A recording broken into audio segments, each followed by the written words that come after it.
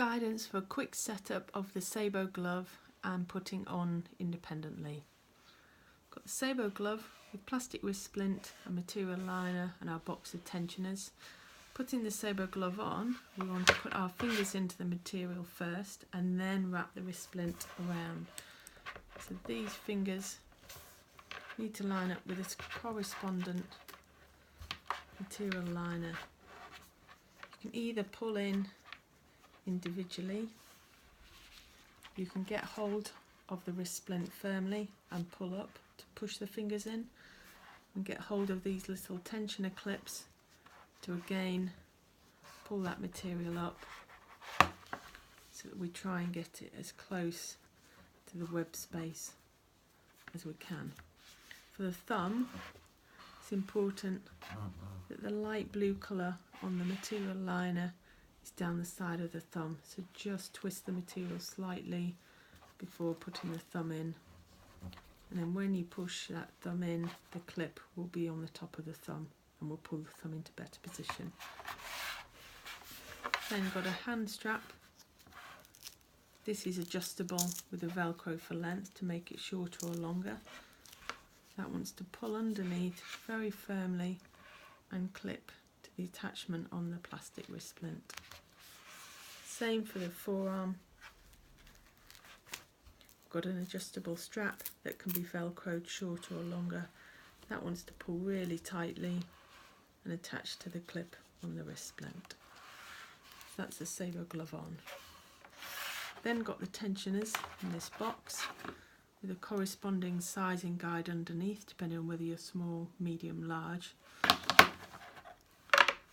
So going with the sizing chart, I'm going to start with my knuckle joint, so I'm going to go with the C with my large SaeboGlove, hooking from the material up to the wrist splint.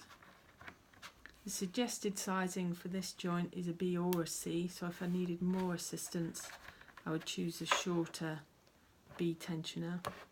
If I was a very weak hand with barely any ability to grip, then this might be all that I need and no additional tensioners attached. And then one for the little finger. Really make sure they're pulled into the attachment and then hook up.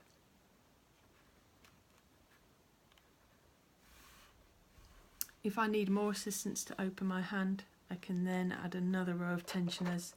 The suggested sizing for a large is a B or an A. I'm going to go with B at the moment. Again, if I needed more assistance to open, I might go with the slightly shorter A's. I've also got the option of adding two if I want to, so one on top of the other. Because the little finger is slightly shorter, I'm just going to put an A on that joint. So if I wanted to add another tensioner, I can just add it on the top, so that will give me even more assistance. Then if my hand still needs some assistance to open, I've got the last row of joints that I could add either an A or a B to. For the thumb, the suggested guide is a D or an E, so the longer tensioners. I'm going to go with an E,